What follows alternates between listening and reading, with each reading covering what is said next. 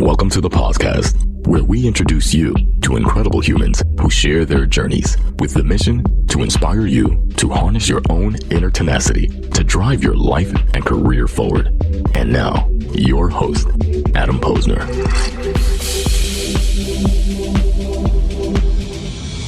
The show rolls on. It is midday here in Vegas. It's really 3 in the afternoon for me, and I'd like to welcome my next guest, Cris Grossman. Cris, what's your time zone right now? What time zone are you aligned on? So I'm based out of Austin, but right now I think I'm getting closer to the Pacific one. That's not a big difference. It is not. And not that 3 hours is big for New York, but it definitely screws you up a little bit. You have a fascinating background, everything from chemical engineering to where you are now. You've been around the block internationally, worked with some amazing companies, created some amazing products. But let's start where we are now and work our way backwards. Mm-hmm. What is Beekeeper? What does it do, and who's it for? Yeah, for sure. So Beekeeper is a frontline platform that makes the lives easier of frontline workers. That's our biggest mission. We know frontline work is hard. If you think about housekeepers, people in retail, drivers, etc., it's just hard work. You're on your feet the whole time, and you have shifts and schedules that are not the friendliest ones. It's the lifeblood of our society, too. Exactly. Makes things happen. You have language barriers, etc., and we try with technology to help those folks and their organizations to be more productive, more engaged, better retained, more efficient at work. So that's what we do at Beekeeper. It's a mobile app that employees will download onto their phones and get everything they need for their jobs right there, from their shifts and schedules to their payment stops to the communication around the company, trainings, documentation, everything that they typically only get through a bulletin board or through oral communication from their managers. That's the type of work that we just love doing and that we help companies get better at. Where was the kernel of need for this product to be developed? Look, I would even go back as far as my infancy. Both of my grandparents were frontline workers. They both worked in different types of factories. And I had the fortune to spend a lot of time visiting them in afternoons, summers. I worked with them, etc. And the really alarming thing is that all of those things that I saw in the 80s, in the way that they were working with their teams, are still very much true nowadays for the frontline. So it hasn't really moved that much. It's paper-based. It's that oral communication, and it's just a very inefficient way of working for the frontline workers. And we're excited how technology and the jump to mobile AI technologies can actually help leapfrog a lot of that drag that organizations still have now. Everybody's on their phone these days. Frontline workers, everybody on it too. But I want to go back to what you said that was really interesting. Why hasn't this particular sector of the market, frontline workers and the tech associated with them, caught up to where we are now with other sectors? Why not? That's a great question that I think even turns a little bit into the philosophical nature of frontline. Please. And I think there are different levels. I'll start with the highest level of philosophical disconnect that there is between the frontline and the rest of the organizations. I think the frontline, historically, coming from the Industrial Revolution even, has been regarded as a replaceable, low-end type of asset in the company that you say, look, they need to come, do their stuff, and then just go home. And hourly workers, replaceable. I will not invest as a company too much in them. And fast forward to our time, I think the pandemic has shown us that they are the essential workers. They keep our societies running, and they're more crucial than ever. So we see a lot of companies starting to wake up to this disconnect of, wow, we actually forgot them when it comes to the systems that we run, the processes that we have. And it just hasn't caught up with our time. And that's, I think, the very exciting opportunities for many of organizations to unlock a huge deal in efficiency that they can gain from investing in this segment of the workforce. So when I checked out the product, I'm going to get into your 3 pillars of the product in a moment here, but one of the things going philosophical is like, if you're a company and you're empowering your employee with this tool, that's showing them how much more you care about them, that you want to make their experience within your company. We care about you so much, Cris. Here's all your benefits, here's your pay scale, here's your schedule. We're going to make it easy for you because we care. It's not like, hey, go into the break room, go look at the schedule, and all that. Exactly. We're going to empower you to have what you need and the tools that you need. So from an employee retention, that's a big differentiator within a lot of these organizations. Makes a huge difference. Definitely. Let's talk about the 3 pillars that make up Beekeeper's mission, and we'll break down each one of them. First, simplify the day-to-day of frontline managers. How is the tool helping the leadership? Yeah. So we find managers are probably the most disregarded and forgotten lever that companies have. They have a massive multiplying effect. So you have studies like Gallup, and we also see it in our Frontline trend report of how whatever the frontline manager feels and thinks about the company, engagement, productivity is just multiplied by however big their teams are. And they tend to be really big. So we have been focusing on helping those unsung heroes who are the frontline managers just get a break in terms of the big amount of admin work that they have to do, Right. the paperwork they have to do, the communication relaying that they're doing between the corporate Focus and on translating into it. So we're helping them a lot with those type of mundane tasks that our technology can take from their hands and basically free them up to do what they can do best, which is coaching their teams, being in front of Love it. customers, driving revenue, etc., instead of being bogged down with admin and paperwork that they don't have to be doing that type of thing. We touch on the enhanced employee experience. We spoke about that earlier on. Third pillar is building organizational trust.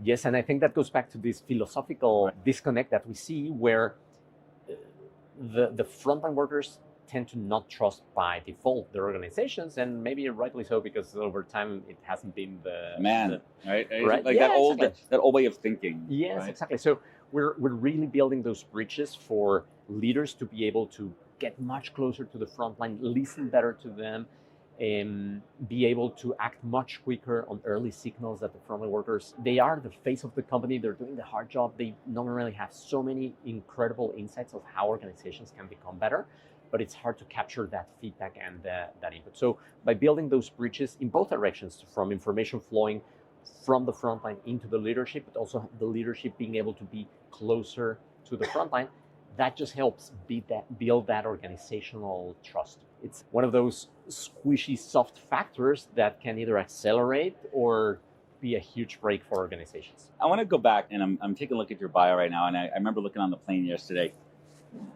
This mix you have of Swiss and Mexican family. What side were the grandparents on that you were referring to before? So both of I have one Swiss side of the family, one Mexican side of the family. They actually both lived in Mexico because my Swiss part immigrated there. And yeah, it was, I would say, a very big school for me in terms of that cultural differences and frontline disconnect, as we call it. So you take your background, you take growing up, and you have this entrepreneurial spirit, but where did that come from? Where it got you? You're a chemical engineer, right? Yeah. How does that transition to what you're doing today? Yes, I would say the family background was certainly the starting point to go into industrial And Mexico City, chemical one of my engineering. favorite cities. Yeah, City. thanks so much. It's a great place. A little big. And I'm So- from New York. when a native New Yorker says, "Oh my God, Mexico City is big," it's shit.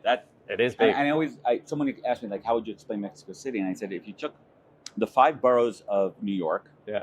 and you put them all together, remove the rivers, and then you multiplied it by 10. That's kind of like Mexico City. Agree.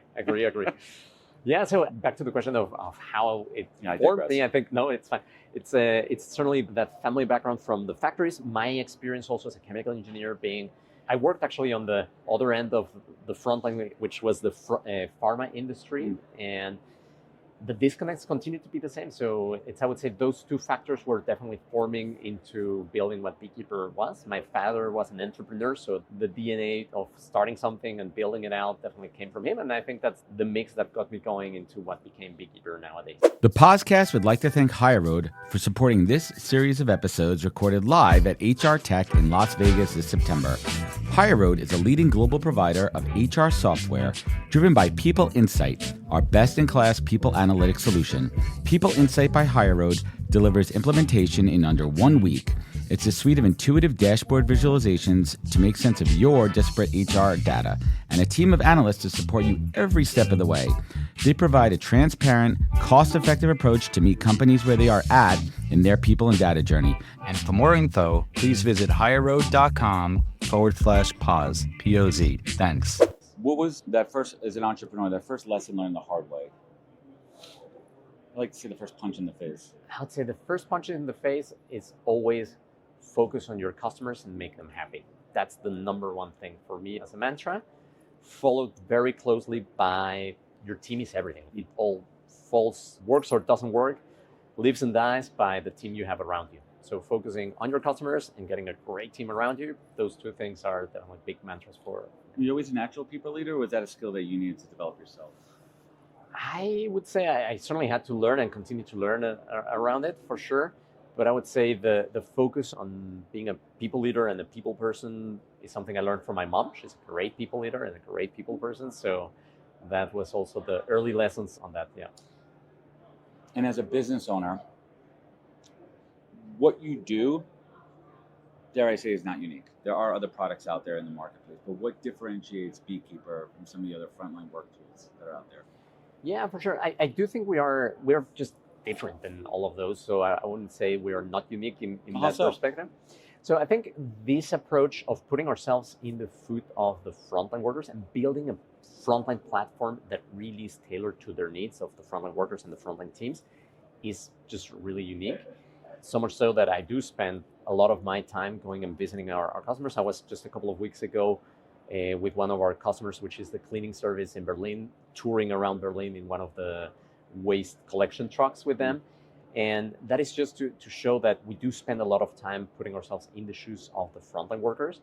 And that strong combination of it's something that drives retention and efficiency. Right. It's very different than what we otherwise see. Yeah. So let's go back to what you're talking about with spending time with the waste management professionals in Berlin. What was a big insight for you? What was a big aha moment, if you like to Big say? aha moment. So one big aha moment, experience. The biggest summary is frontline work is just damn hard. And I consider myself pretty in shape and well-trained. I do triathlons and all that kind of stuff. But man, spending like 8 hours with them on the truck, getting the containers from the basements in Berlin, taking them to the truck back, it's a whole other level of workout and level of physical strain on you and the team. And they just do it like this. So It's a different breed. it's a whole other level. That huge respect to all of the frontline workers, really, for them.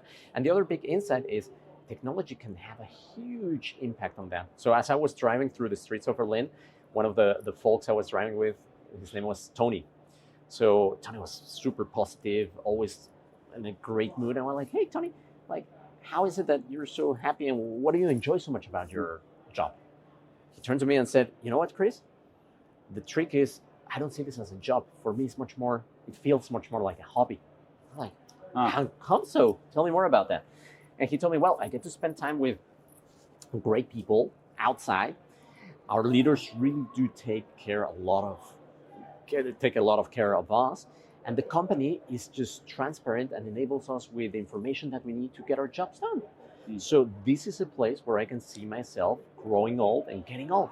So imagine just that type of statement and feeling from this company, which we started working 7 years ago. And at that time, it was hard to reach the front line. You didn't necessarily have the type of retention rates that they're seeing right now. So seeing that change over this journey that we have been working with and those type of statements of I want to grow old here, I think it's a great attestament of how they have executed amazingly on their frontline strategies.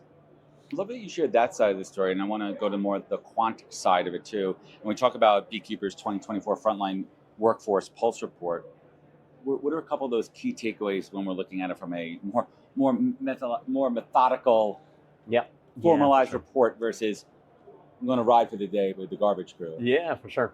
So this was sanitation workers. Yes. So this was probably one of the largest studies conducted in the frontline worldwide in terms of the scale. We talked to 8,000 frontline workers across the world, and the insights were actually quite shocking. So the first one is, at that time, and we are running our survey right now for 2025, we're starting to get the new trends, but retention is still the biggest challenge and the biggest opportunity for frontline organizations. So we still see, at that time in 24, it was around 52% of the frontline workers had changed jobs in the last 12 months. A lot of turnover, Lots of turnover. That number has come down now. For 25, we're seeing that come down to more of a 45-ish%, which is already a good improvement, but 45% is still a big number and there's still a lot to do. So I think that's insight number one. So there's a lot of turnover. There is actually a regression. We're going in the right direction, but organizations can double down on what is working. So what is actually working? Focus on the frontline manager as the multiplier. That's again back to the question we talked about before. I think that's one of the unseen biggest opportunities for organizations in 25 to make a quick, big difference. How do you do it? Is the biggest lever you have with frontline managers is to support them with the right tools and remove 3 blockers that they have. One of them is around communication within the organization. The second one is admin processes and paperwork. And the third one is around training. So those are 3 big levers that we're seeing for the frontline managers to be well supported. Why is that important? Because we know that when the frontline manager feels well supported, they are engaged, and that engagement is multiplied within their teams. So that's, I would say, the chain of actions and moves that we see are really important for frontline companies to be thinking about as they plan for 25. How do I retain my people? How do I find the talent I need to retain, etc.? The trick is focusing on the ones you have, and even more so on the managers to get the balance. That's fantastic. It really applies to any business out there, not just for frontline workers. Really, it comes down to how you treat your employees. Right? Yep, absolutely. And if technology could enable you to spend more of the human side of the business, then the money's going to come. The ROI is going to be there to invest in this technology. And last but not least, where have you felt that you have grown the most yourself as a leader of an organization? When you think about who you are, the stage of your life, the stage of your career, What I think for sure, as we have scaled from being 2 people to now over 200 and plus bees around the world, I think just the communication skills and being clear with the team on what we need to achieve, where the ship is going for everybody around the world. Since the pandemic, I think the uncertainty, the turmoil has been massive. And I think just being upfront, clear, transparent on where the journey is leading and what we're set up to achieve, that definitely is one of the biggest areas that I feel I have developed and continue to develop. It's a never-ending journey and growth path. That's awesome. Cris, I want to thank you so much for joining us. Everyone check out beekeeper.io, right? I got that one right? Beekeeper.io, yeah. And where else could folks connect? Where could they learn more? For sure, you can follow me on LinkedIn. I continuously push out content and stories on what I'm learning constantly around the frontline. We'll have some content for you to share there too. Cris, I want to thank you so much for joining us and enjoy the rest of your conference. Thank you so much. Have Pleasure. a good one. Wisdom is forever, but for us, it's time to go. Thank you for joining us. Luckily, we'll be back with our next episode soon, jam-packed with more incredible humans. Thank you for listening, subscribing, and sharing. To join the conversation, search the podcast on LinkedIn. And to catch up on past episodes and more info, please visit www.thepodcast.com.